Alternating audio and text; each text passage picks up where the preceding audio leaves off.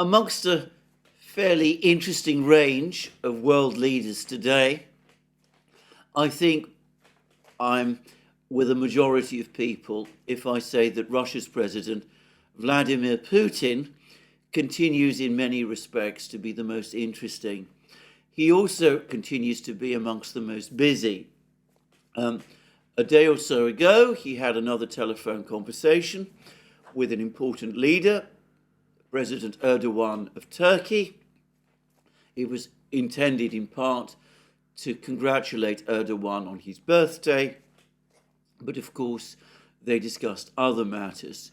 He's also had a meeting with his top security people, the Security Council, the steering committee, or inner cabinet, if you like, which doesn't just decide security and defense issues in Russia, but which, in my opinion, acts as a kind of inner cabinet determining the broad contours of policy in Russia.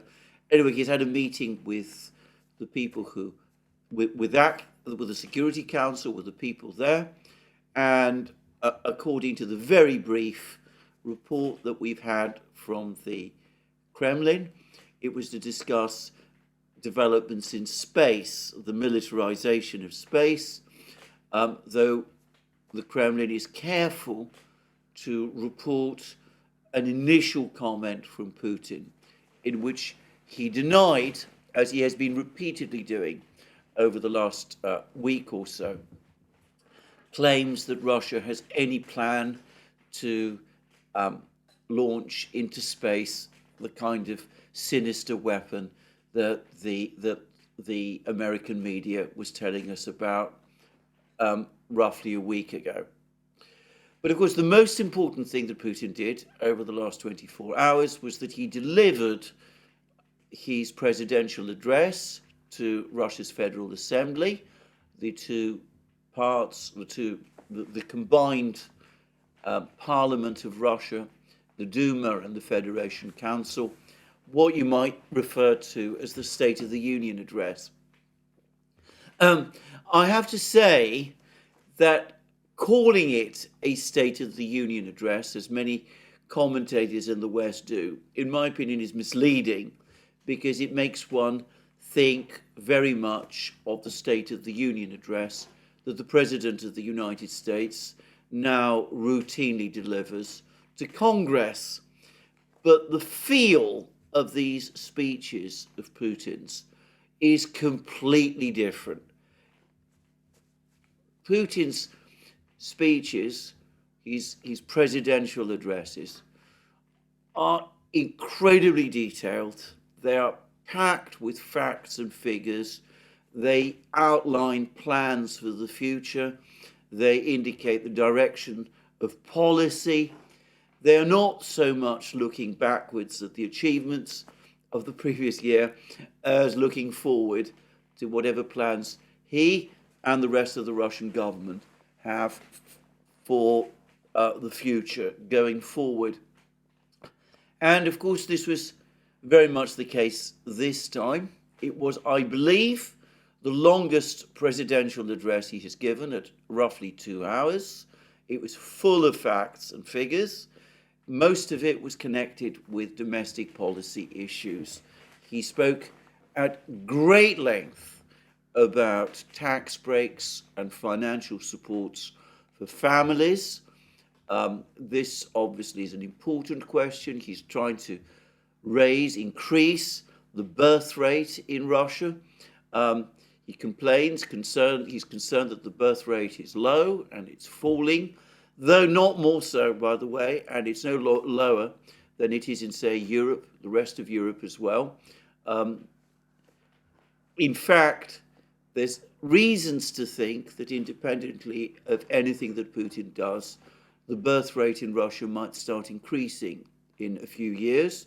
As he correctly says, there's a very large cohort of young people now coming out of school. This is the product of a mini baby boom that took place earlier during the period of his presidency. And with a younger population overall, or at least with a larger proportion of a larger number of young people, it's likely that we will see the number of births, the total number of births, grow, and quite plausibly that the birth rate itself will increase. But anyway, he outlined an extremely comprehensive and carefully costed program of tax and financial supports for families, and outlined all sorts of things that needed to be done in order to support families, to help them come out of poverty, large families escape poverty, to make the idea of having larger families attractive, and altogether to reduce poverty and increase the general well-being, as he would say. And there was a lot about education. There was an awful lot about developing the science and technology base. He was very optimistic about the overall state of the economy. He spoke about how Russia's economy is now the 5th biggest in the world in terms of purchasing power parity, and before long will become the 4th biggest, overtaking Japan.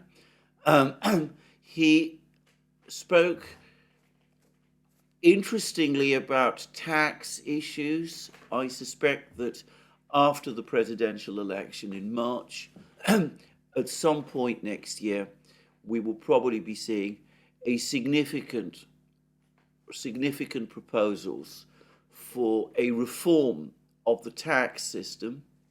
Just saying, I think that's almost certainly coming.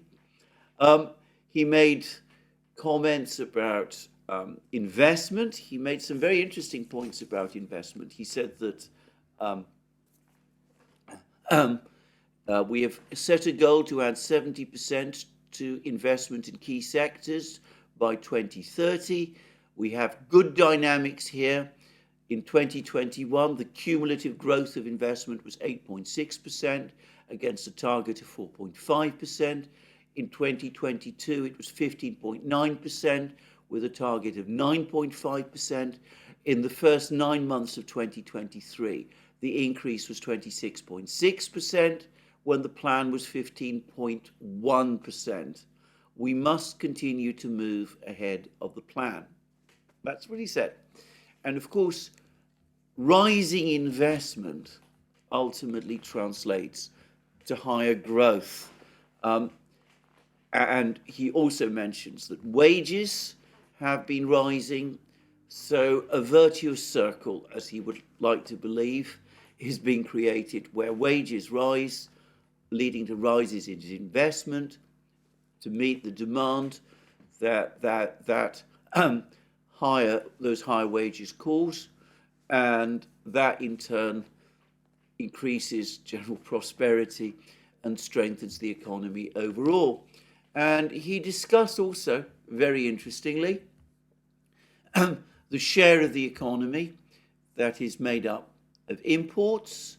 He said that in 1999, when he became prime minister, the share of imports in Russia's GDP was 26%. Imports accounted for almost 30% of Russia's market. Last year, it was 19% of GDP, and before 2030, he anticipates that it will fall further to 17%. And he also said, very interestingly, that if we look at economic growth overall in Russia over the course of the last year, 90% of it was accounted for by manufacturing and non-extractive industries, by manufacturing and services. The share of oil and gas and energy and mineral extraction is declining. It's soon will be below 10% if one projects this figure forward. And he said that the economy is becoming more technological and more diversified and more sophisticated which will make it overall more stable. And by the way, in speaking like this, he no doubt gained support from the latest economic numbers. We've had industrial production figures for January. We're told that in January of this year, industrial production was 4.6% higher than in January last year.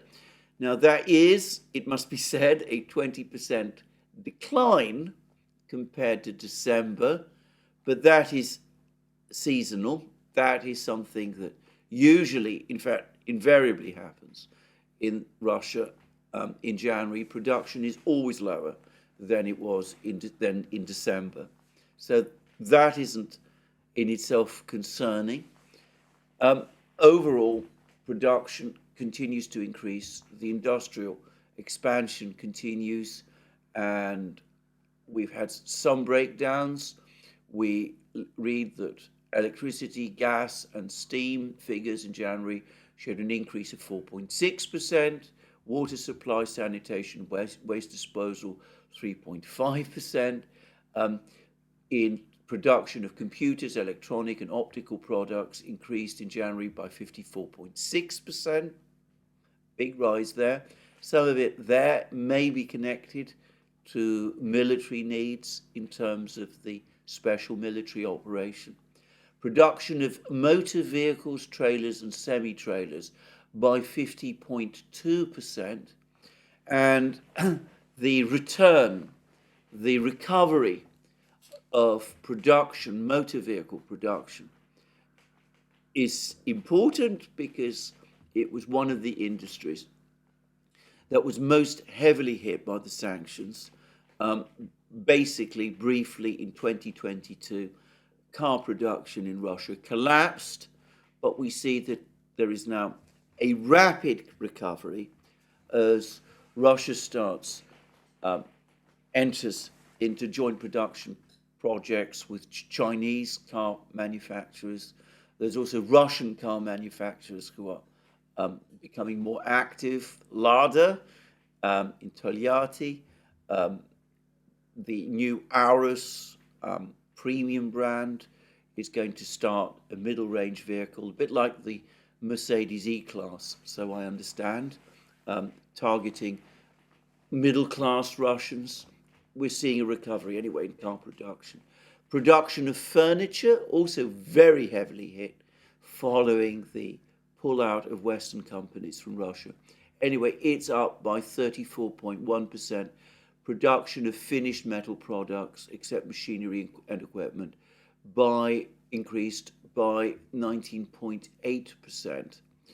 And there were reductions in production of coke and petroleum products and production of metal ores. And I suspect that it was these figures that perhaps lowered the totals, lowered the production figures, the rise in production, the statistics, to a certain extent. But overall, we can see a steady increase. And all the indications are that that increase is going to continue. We've had PMI, manufacturing PMI figures for February, and we learn that Russia's manufacturing PMI index rose to 54.7 in February from 52.4 in January. And the latest, and this is from S&P Global Analytical Agency, the latest data signaled a strong improvement in the health of the goods producing sector, and one that was the joint strongest for almost 30 years, equal with that seen in January 2017. January 17, by the way, was a year of recovery. 2017 was a year of recovery. January 2024 is builds on already strong increases in 2023, and we see that this increase is consolidating and perhaps even in some respects putting on speed. And S&P Global Goes on to say greater new sales were often linked to stronger client demand, the introduction of new product ranges and successful sales initiatives, and it does go on to say that total sales were weighed down by a fourth successive monthly decline in new orders. The fall in external sales was solid and the steepest in almost a year. In other words, oil sale, that there was a decline in exports of oil and such things, but domestically, the condition of the domestic economy is healthy, and there's still enough, more than enough, being exported to keep the economy overall in a trade surplus. And as Putin says, the share of imports is gradually falling anyway. So he's got good reason to be confident about the economic picture. I constantly read in the West about how Russia is become a war economy, how the economy is going to run into problems at some point, that this is unsustainable. It's difficult to find any support for those claims in these figures that we are seeing. I just mentioned that. Anyway, so most of Putin's speech was dedicated to domestic issues. But, of course, the part of the speech that is going to attract the greatest attention is what he had to say about the foreign policy situation, the state of the war. And I'm going to say straight away that my overall impression of this part of Putin's speech, where he touched on the war in Ukraine, about the foreign policy situation in general, about the general global picture, he came across to me again as very confident, very, very sure that things were going in the direction that he wanted to see.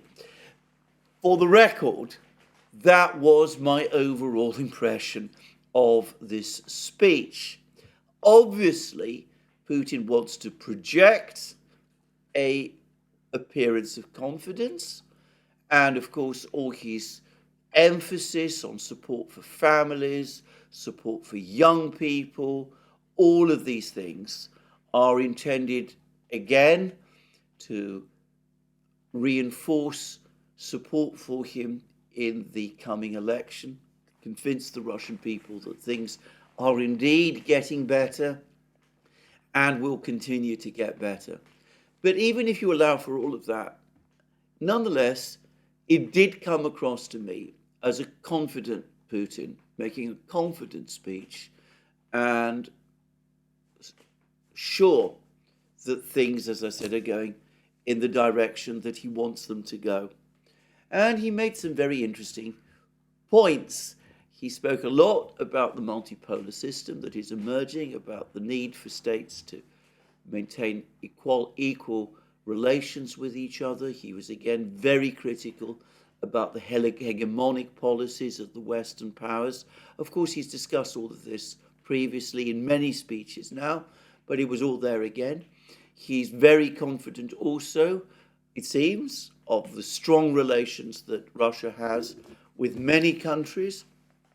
I believe that countries that account for 85% of the world's population maintain good relations with Russia and have refused to participate in the West's economic war against Russia.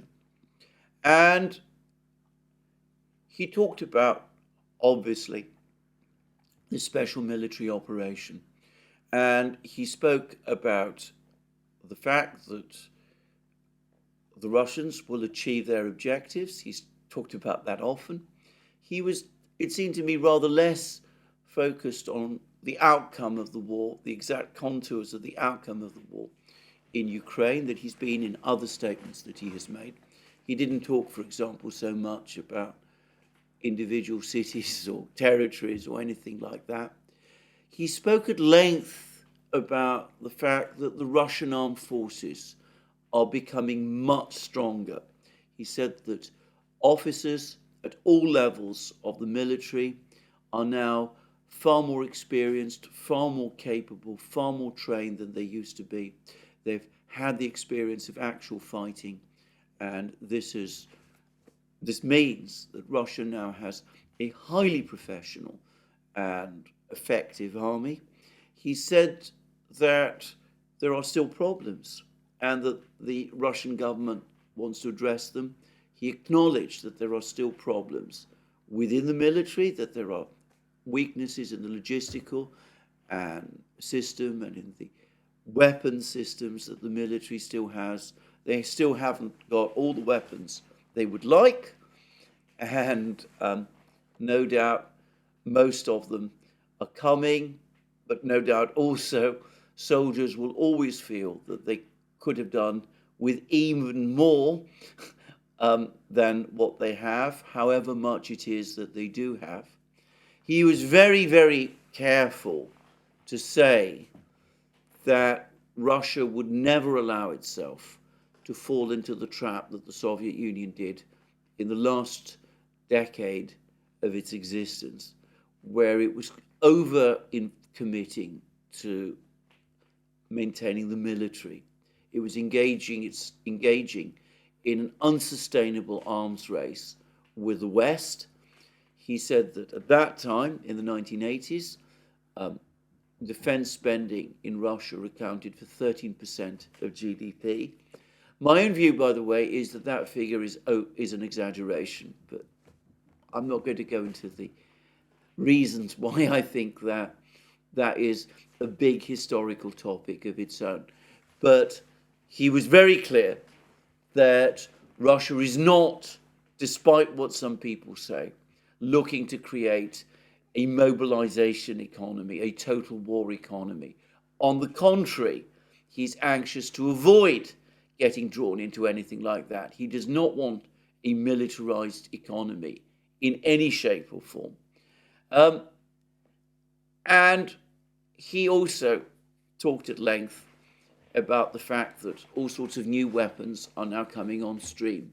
He mentioned again the Burevestnik, supersonic nuclear-powered cruise missile, and the Poseidon underwater nuclear-powered drone. These are two of the most astonishing weapons that the Russians are creating, and which Putin first disclosed the existence of which Putin first disclosed in his presidential address in 2018. Well, he says that work on them has been almost completed and they will be entering service soon.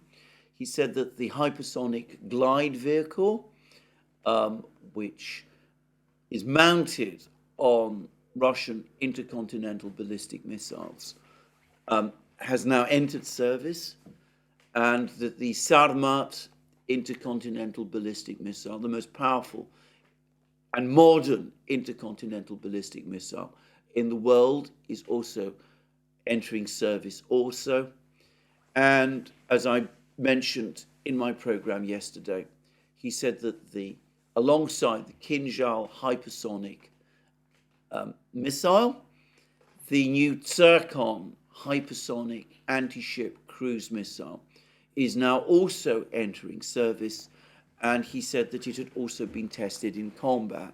Now, he didn't say where it had been tested in combat, but the only place where that could have happened is in Ukraine, and as I said in my program yesterday, this appears to confirm rumors that the Zircon was indeed used in strikes, in at least one strike against a target in Ukraine, obviously as a test of this missile in combat conditions. But he had an awful lot more to say as well, and a lot of it was very, very critical indeed of the United States and of the Western powers, as one might expect. He spoke about the West being trapped in an ideology promoting racism, national superiority, or exceptionalism, Russophobia, blinding and stupefying. And he complained that the United States and its satellites, notice how he refers to the European countries as satellites, reversing the language of the Cold War when people in the West referred to the Soviet Union's East European allies as satellites. Now, Putin says that the United States' allies in Europe have become satellites. They are no longer independent states, but vassals of the United States, that they have, in fact, dismantled the European security system, and which has created risks for everyone. He talks also, and this was one of the most interesting parts of his speech from my point of view, he said that clearly a new, equal and indivisible security framework must be created in Eurasia in the foreseeable future. We're ready for a substantive discussion on this subject with all countries and associations that must be interested in it. Now, that is a most interesting phrase, perhaps the single most interesting sentence in the whole speech so far as I am concerned, because Putin is no longer talking about a new security architecture for Europe specifically. He is talking about a new security structure for Eurasia. So China, India, Iran, Turkey, all of these people, all of these countries will have to participate in its making, as of course will the European states and the United States if they choose to join. And that is a significant departure from the past, and one which I think Western leaders really need to pay attention to. It confirms, again, that the Russians are starting to distance themselves from the West and from Europe, and that they've come to see their future in essentially Eurasian terms. And he also said that the offers that have been made by the West, by the United States specifically, to enter into negotiations with Russia on the question of strategic stability make absolutely no sense whatsoever. The United States at one and the same time says it wants to discuss strategic stability questions with Russia, whilst seemingly wanting to inflict a defeat on Russia in Ukraine. And he said that makes absolutely no sense at all. It's the old game the Americans play of wanting to discuss with other countries what is in their interests and not wanting to discuss with those countries what is in the interests of those other countries. And he said that won't work any longer. The Russians are not prepared to hold discussions with the Americans in that format. And of course, the Chinese have been saying in recent years essentially the same thing. And last but not least, Putin alluded to President Macron's comments about the Europeans and the Western powers sending troops to Ukraine, and about reports, which I'll come to shortly, about the Western powers planning missile strikes on Russian territory. And he said this, the West has provoked conflicts in Ukraine, the Middle East, and other regions around the world, whilst consistently propagating falsehoods. Now they have the audacity to say that Russia harbors intentions of attacking Europe. Can you believe it? We all know that their claims are utterly baseless. At the same time, They are selecting targets to strike on our territory and contemplating the most efficient means of destruction. Now they've started talking about the possibility of deploying NATO military contingents to Ukraine. But we remember what happened to those who sent their contingents to the territory of our country once before. And that's, of course, a clear allusion to the Second World War. Today, any potential aggressors, and it's interesting he refers to aggressors, will face far graver consequences. They must grasp that we also have weapons. Yes, they know this, as I have just said, capable of striking targets on their territory. So that is a straightforward threat. What Putin is saying is, look, if you want to go down this road, if you want to launch missile strikes on Russia, then understand this. We would, in that case, have both the means and the right to retaliate in kind, to launch missile strikes against you. And moreover, and beyond that, we also have a history of seeing off invaders, European states that come to our territory and take us on within our territory. It was catastrophic to everyone who had tried it in the past, and it will be catastrophic to you if you try it again. So, a very clear warning from Putin indeed. He did say that the West has a choice about how it proceeds. He did say that, of course, if the West does continue on a path of unlimited escalation, that could have the most catastrophic consequences in a world of nuclear weapons. About that, he is absolutely right. Of course, already there are articles and commentaries and headlines circulating across the West saying that this was some kind of a threat. I've read already one article by Hamish de Bretton Gordon in the Daily Telegraph saying that it was also a bluff. I don't think it was either a threat or a bluff. I think it was a classical statement of deterrence and a pointed reminder to the Western powers that deterrence still exists, and in fact it exists more than ever, and that Russia, as a major nuclear power, is in a position to exercise it. So there we are, a very, very interesting, comprehensive address from Vladimir Putin. A confident address from a leader who, as I said, feels that things are increasingly going his way. And I've discussed how on the economic front, they appeared to be doing so. And if we now return to Ukraine, well, it is increasingly clear that they're doing so in relation to the fighting in Ukraine also.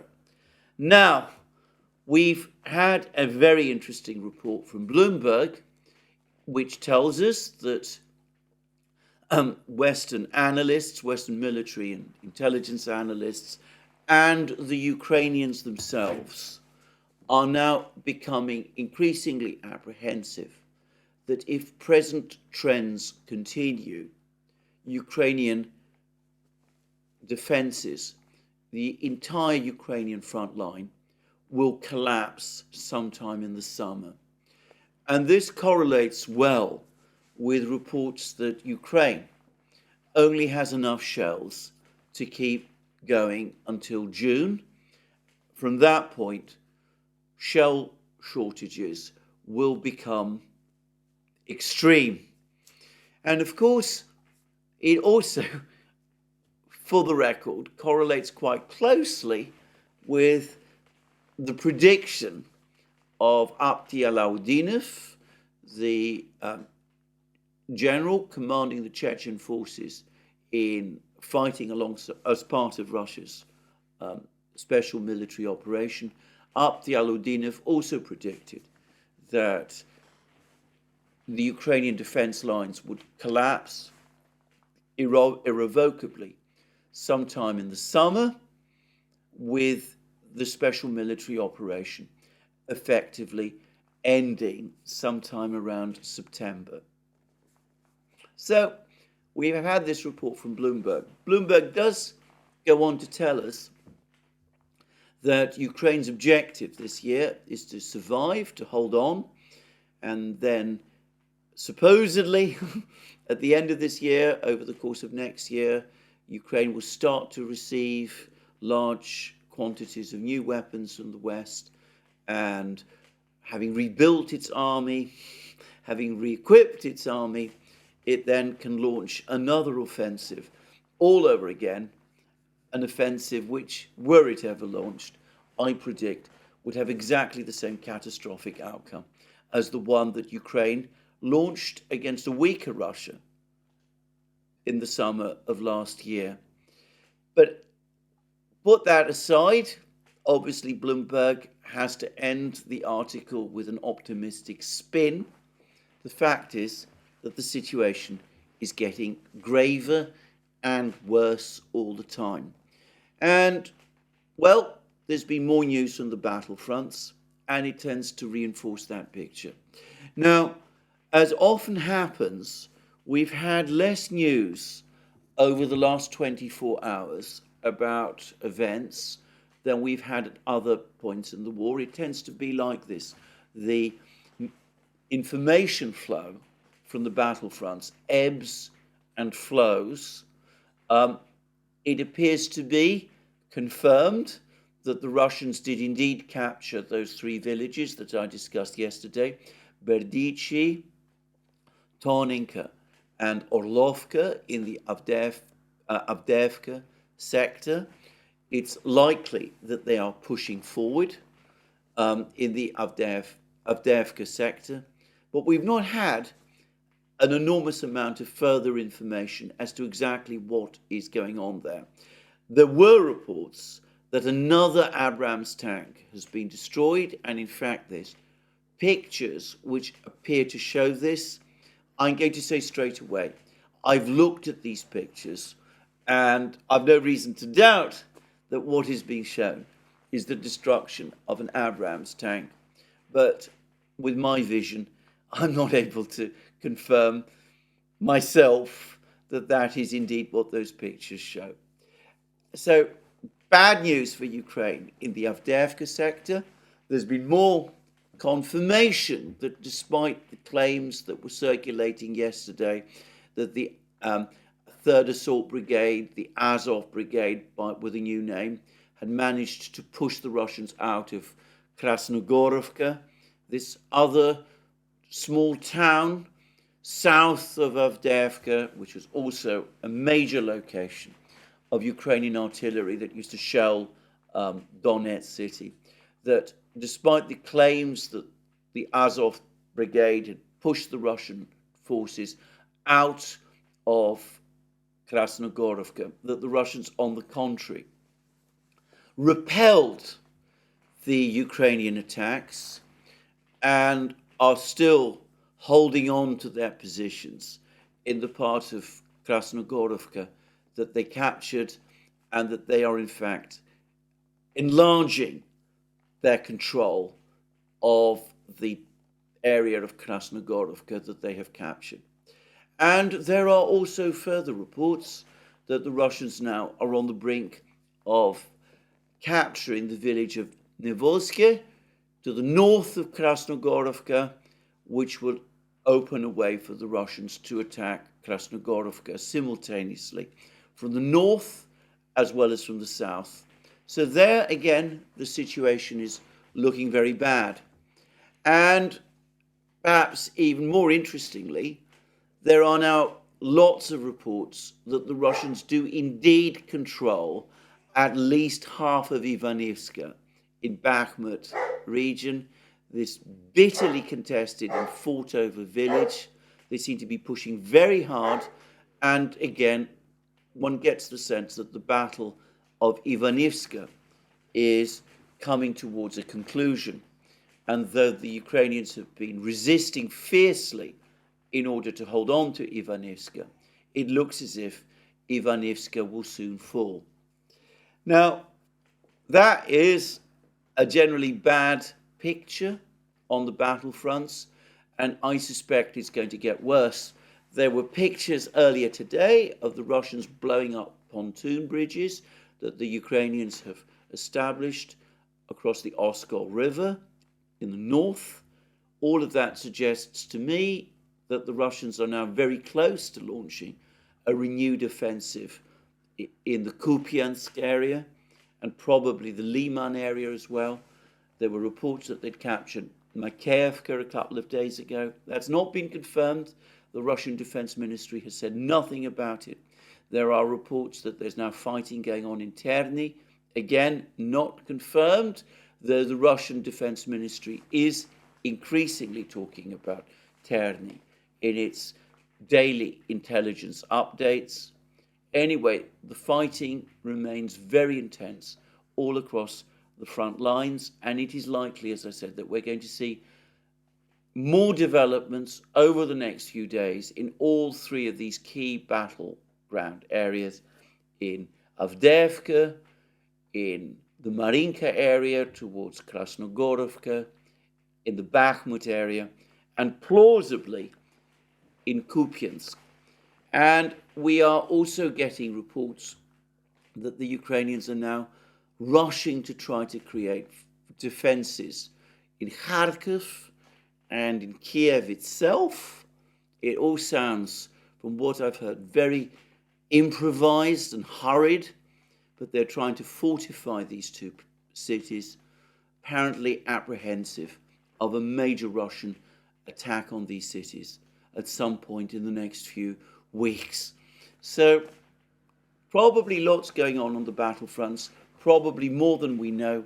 No news, by the way, recently from the Rabotino-Verbovoye sector. I suspect that those like Dima at the military summary channel who said that the attack there was a diversion, probably right. And anyway, a very bad situation for the Ukrainians overall. And I'm going to say that, in my opinion, we've had some clarification now about these claims that the Ukrainians have been making about shooting down more aircraft, Russian aircraft. Firstly, the Russians have provided us with film of the destruction of an S-300 air defense system close to Kurachovo in the Marinka sector. Now, again, this is a system which at one time formed the mainstay of Ukraine's air defense system. It is now conclusively established that it has been destroyed. We've got film of the fact, very vivid film, in fact. But it's clear that the Ukrainians, under intense pressure from the Russian Air Force, have been trying to counter the Russian Air Force by moving valuable air defense assets, missile batteries, and that sort of thing closer to the front lines. And the result is that the Russians are systematically destroying Ukraine's air defense batteries. They've destroyed several Patriot missile systems over the last week or so, as I've discussed in previous programs. They've destroyed another NASAM system recently. Now they've destroyed an S-300 system. But what are the Ukrainians actually achieving by deploying these air defense systems, which are not, by the way, easily deployable systems? They're not like the Buk system, which is a mobile air defense system. These are intended to be big, powerful air defense systems, which are not especially mobile. They're supposed to provide strong air defense over selected targets like cities and bases and that sort of thing. strategic locations, they're not supposed to be used in this kind of way as frontal systems. Well, what are the Ukrainians achieving by doing that? Well, they've been repeatedly claiming over the last couple of weeks that they've shot down various Russian aircraft. Well, yesterday they claimed that they'd shot down 2 more Sukhoi 34s. Well, this time we got outright denials from the Russians, not directly from the Russian Defense Ministry, but from Russian sources, and also a film has appeared which appears to show all the Sukhoi 34s in this area operating in unison and shows that they're all intact. I've always been skeptical about these Ukrainian claims. I'm going to say straightforwardly that I'm also skeptical about the claims that the Ukrainians have shot down 2 AWACS, A-50 AWACS systems. It seems to me that in the first case, the first claim of an AWACS system being shot down over the Sea of Azov, there was no corroborating information, and that claim was almost certainly wrong. And I believe that in terms of the second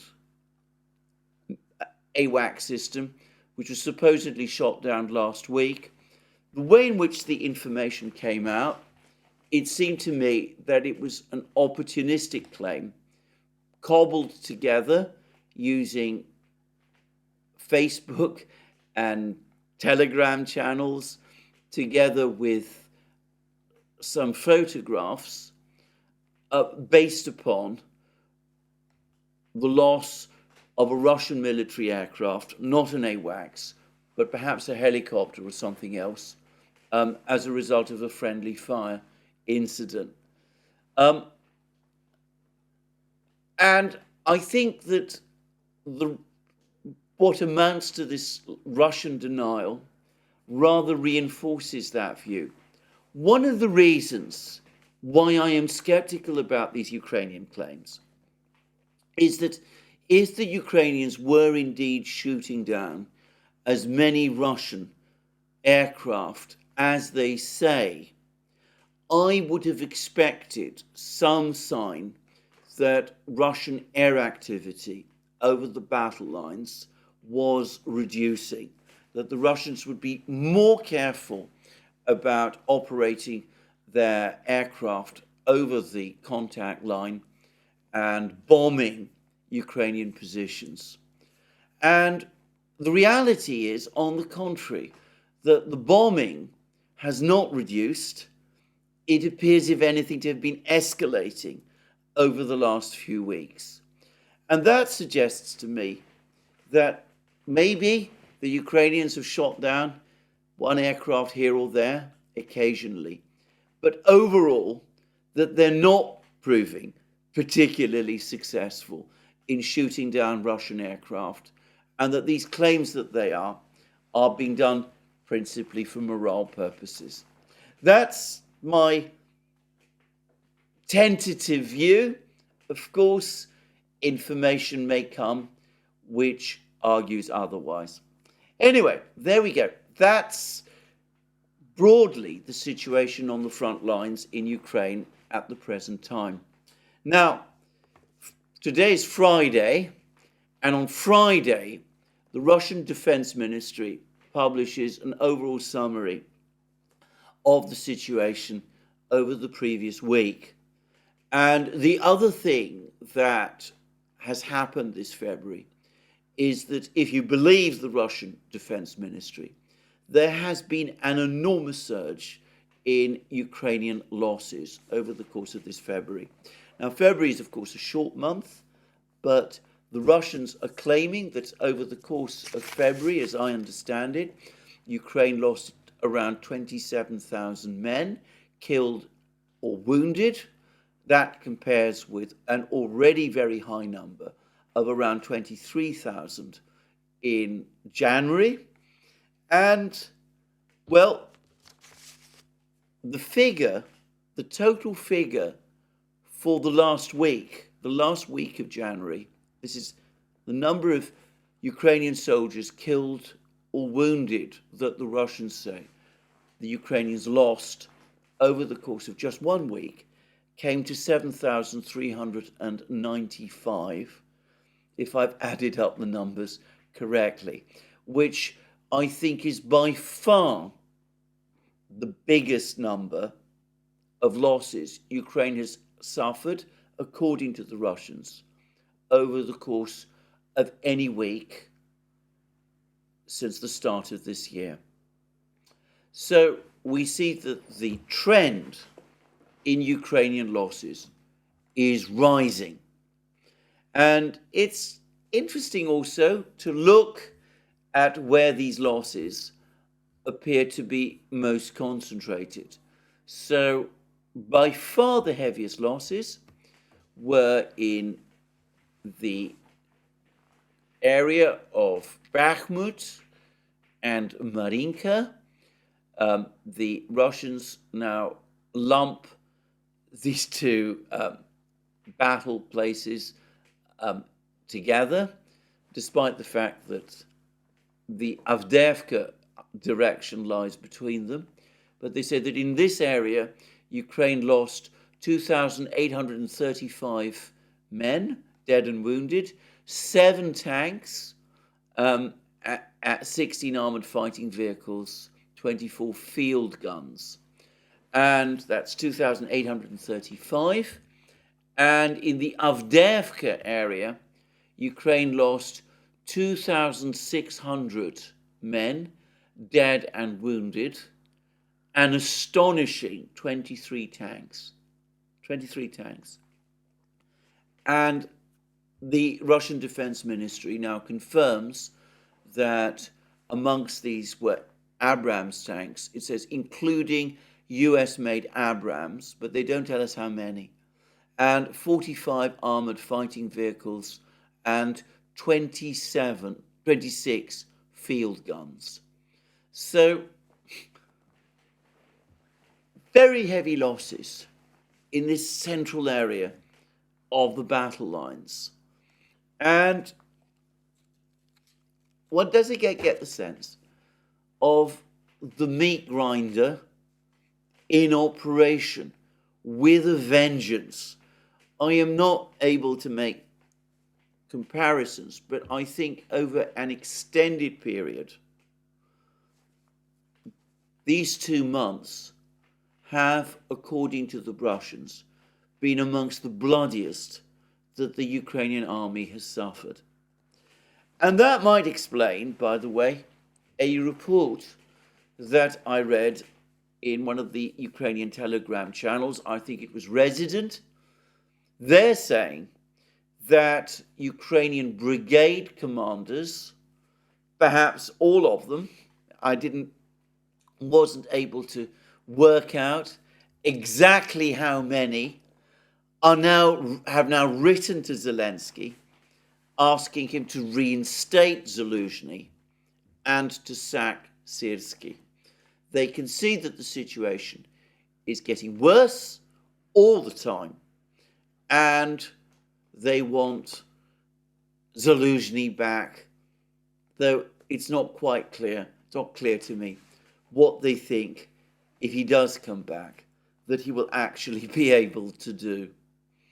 Anyway, the last, if it's true, and Resident is a pretty well-informed Telegram channel, must be an ominous sign for Zelensky. It points to growing alarm within the Ukrainian military. Bloomberg tells us that they can see that the whole situation on the front lines is disintegrating. They're very angry, obviously, about the sacking of their overall commander. And in a way, when generals send a letter to their commander-in-chief like this, demanding that he sack someone and appoint someone else, well, there is a quality of implicit threat in this. It's almost like they're saying, well, you're making illogical, irrational decisions, decisions that don't make any kind of sense. You must stop meddling in the war. We want a person that we can trust, a military professional back in charge.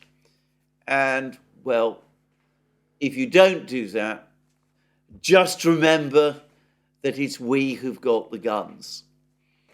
Now, it may be that it's precisely because Zelensky's coming under these kind of pressures that he's again gone abroad. Even as the situation on the front lines collapses, he went on a trip to Albania. Well, there was a conference going on there of Southeast European states. Not quite sure what he thought he would achieve by attending it, but anyway, he went to Albania. Albania, obviously, which has, by the way, a very long history of bad terms with Russia, going back all the way to the Tsarist era. Anyway, Albania was very supportive of Ukraine, but let's be honest, it's hardly a superpower. It's not going to be able single-handed to change the situation on the Ukrainian battle lines. But anyway, Zelensky went there, and then he went on to Saudi Arabia, where, again, he met with the Saudi leadership, though I'm not sure to what end. And if you read the Saudi reports about this visit, it's clear, at least to me, that the Saudis were a little baffled by the fact that he turned up and came to see them. They weren't really sure what the purpose of his visit was either. Well, it's not actually difficult to work out the purpose of these visits. As I said, Zelensky doesn't want to be in Kiev. He senses that the situation is going wrong. He knows that the political situation is becoming more difficult. He's getting these letters, perhaps from his generals, and he feels that the situation in Kiev is becoming very hot. Well, that brings me to the Europeans, because, of course, the Europeans perhaps were hoping that the recent meeting between President Biden and Mike Johnson, with Mitch McConnell and Chuck Schumer both there, might result in a break in the deadlock in Congress. They will be very disappointed that that hasn't happened. And as I discussed some days ago, they will have been alarmed by that article in the New York Times disclosing the presence of those intelligence bases, American intelligence bases in Ukraine, and the covert operations that the Americans were up to. They will have realized that this looks like a valedictory article, a way of saying, well, you know, we tried, we did quite a lot of good, but in the end it didn't quite work out as intended, so we're going back home. I mean, that was the general gist of that article, so it seems to me, and so many others think. So the Europeans are alarmed about this. I discussed this moment of panic that swept Europe earlier this week. Macron calling this meeting to the Elysee, discussing the sending of European troops to Ukraine. Well, this was vigorously opposed by all the European leaders. Even the French foreign minister today has come out and said that France has no intention of sending combat troops to Ukraine. It's likely that for the moment, this idea has been dropped, though these ideas which are dropped have a weird way of coming back and might even crystallize and become true eventually. We've seen the very strong warnings that Putin has given in respect to this particular idea. And what's very interesting indeed is that over the course of what I suspect were really very angry and heated exchanges, Olaf Scholz, the German Chancellor, who is strongly opposed, or at least he says he's strongly opposed to sending German troops to fight in Ukraine, he probably knows that given the mood in Germany at the moment, people there would strongly oppose it. Anyway, he blurted out that Germany can't do the same sort of things as the British and the Americans do. The British and the Americans already have their people in Ukraine, and they're helping the Ukrainians to launch missiles. In other words, they are involved directly in the fighting, and Germany cannot do that and that is why he is opposed to providing Ukraine with Taurus missiles. There are multiple reports in Britain that the British are absolutely incandescent about this. What Scholz apparently was saying was that the British help the Ukrainians. In fact, they do all the programming of the Storm Shadow cruise missiles for the Ukrainians. It seems the Americans and the British pick the targets. The British then program the cruise missiles, the Storm Shadow missiles, and the only role the Ukrainians themselves have is to launch the missiles from the Sukhoi 24 fighter bombers before the Russians detect them and shoot them down. And, well, that is all but full participation in the fighting. Now, I say all of that because I've had one of the best informed emails that I've had recently from someone who knows all about Taurus missiles. I'm not going to discuss who this person is. That is deeply confidential. But this person has explained to me the very, very complicated and time-consuming way in which Taurus missiles are prepared for these kind of missions. And he says that it is all but inconceivable, given the time frames, that the Ukrainians would be able to replicate all of this. It would have to be done in Germany by German technicians, or conceivably, if the Germans did what the British do, they would have to send a big team of people to do that in Ukraine itself, which, by the way, I understand it would be illegal for Germany to do. Just saying. Well, we've seen how the Russians, how Putin has responded to this. He's alluded to the fact that the Western leaders are already involved in launching strikes are discussing with each other, launching strikes on targets in Russia. And he said, be careful. Don't even think about going here. We have similar capabilities. We've just tested the Zircon hypersonic system. If you do this to us, we have the capability to do the same to you. We'll see whether or not Western governments pay any attention to that. I am going to say that Putin's words were clearly timed with the leak by the Russians to the Russian media of a recording of a conversation between two senior German officers. Now, I have to be straight away. I don't know for a fact that this is a genuine recording, but I suspect it is.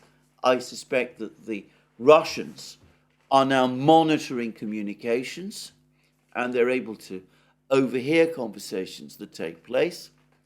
And the interesting fact about this recording is that it discusses plans to attack the Kerch bridge, that the British are apparently involved in planning to attack the Kerch bridge, and that they're going to do it with the Ukrainians using Storm Shadow missiles. And this, of course, I think goes far to explain Putin's comments. Don't think about doing this. If you do it to us, we have the means, if we choose, also to do this to you. We'll see whether the Western powers take heed of that warning. Perhaps they will, perhaps they won't. They become very desperate. They can see the writing is on the wall. They probably deep down know that whatever shells they scrounge in Middle East and Africa, it won't be enough. They also probably sense that their publics just won't wear the idea of European or NATO armies going to fight the Russians in Ukraine. And I suspect people in the United States definitely will not agree to that. And it may be that they will become desperate. The Americans are thinking, it seems, along the same lines about supplying ATACMS missiles to Ukraine with the necessary sort of range. I discussed yesterday how $4 billion has now been found in order to do that. Victoria Nuland was also talking in this way about 2 weeks ago when she was in Kiev, that there are some nice surprises, as she put it, waiting for the Russians. And many people anticipated that this was a hint that deep missile strikes on Russian territory were about to come. We shall see whether these very desperate and very frightened people are prepared to go to these reckless and irresponsible lengths.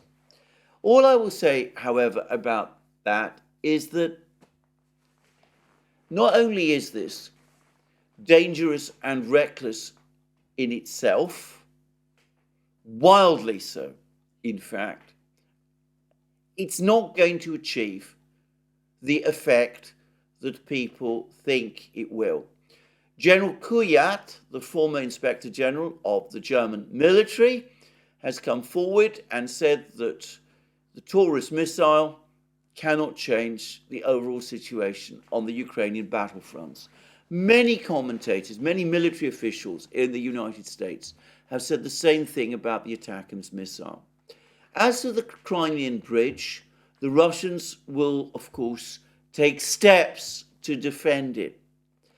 But it is no longer as important logistically as it was at the start of the war. If the Crimean bridge had indeed been damaged or destroyed in the first year of the war, I think it probably would have caused significant logistical problems for the Russians. I don't say it would have changed the course of the war in the end, but it would have caused them problems. Today, with these railway and road links to Crimea, which the Russians have created over land, using the land bridge that they have established, it seems to me that the Crimean bridge, the Kerch bridge, is much less significant than it was. So the Western powers, again, would be doing something irresponsible and reckless which would not achieve the objectives that they think it might achieve. Well, I'm going to round off this video with some news from Britain. I don't often talk in these programs about news from Britain, but there was an important parliamentary by-election yesterday, and George Galloway, the outspoken peace campaigner, I'm going to call him that. I know other people call him other things, but the outspoken and peace campaigner has now won. Now, I'm going to disclose straight away that I know George Galloway. We not particularly well, but I've appeared on his show. I've been with him in speeches. We've met and discussed and delivered speeches at meetings in support of Julian Assange. So we do know each other, but not, I should say, again, very well. What I can say about Galloway is that he is one of the most tenacious, resilient personalities in British politics. There have been endless attempts to isolate and marginalise him. And, well, he always comes back, and he's come back again. He is also, and here what I'm saying is not, I think, especially controversial, a political leader with quite outstanding rhetorical skills. He dominates all the meetings that he participates in. Having participated in some of those meetings and having spoken over the course of some of these meetings, I know very much what the truth of what I'm saying. So the British, with their public increasingly, one senses, unhappy about the general state of things in Britain, perhaps losing faith in the war as well, certainly losing faith in the political system. They now have in the British Parliament an MP who for the first time will openly and straightforwardly take on this entire narrative about the war that has been constructed ever since 2022 and indeed long before that, and who, if Storm Shadow missiles operated, or at least with the British involved in them in some way, if Storm Shadow missiles are launched recklessly against the Kerch Bridge, well, he will be there in the British Parliament to speak out about it. Now, up to now, it's been relatively easy to do this in Britain because there have been no dissident voices expressing doubt and criticism and opposition from major platforms. George Galloway, who, as I said, is an irrepressible personality, who simply cannot be silenced and who does attract attention. He is now in the Parliament, where he will no doubt be joining up with Jeremy Corbyn, who's also still there, and in a way that I think even Corbyn fears to do, will be there to set out and criticise and denounce what is going on in the war. And it is not impossible that with Galloway doing it, other MPs on both sides of the House who also have doubts will start to express these doubts more openly. The consensus is cracking, and the British political elite might want to consider whether, in light of that, engaging in reckless activities in Ukraine, attacking bridges and needling the Russian bear is in fact finally going to have domestic consequences, which they might feel more immediately than the long-term geopolitical ones. Anyway, that is all I'm going to say today about events. Very interesting speech from Putin. Perhaps an important fact that Galloway is now in the British Parliament, and a continuing deteriorating picture in Ukraine with indications that the army is becoming again restless and increasingly critical of Zelensky, who, to be frank, is looking more isolated and more insecure by the day. Well, that's me for today. More from me soon. Let me remind you again that you can find all our programs on our various platforms, Locals, Rumble and X. You can support our work via Patreon and Subscribestar, links under this video.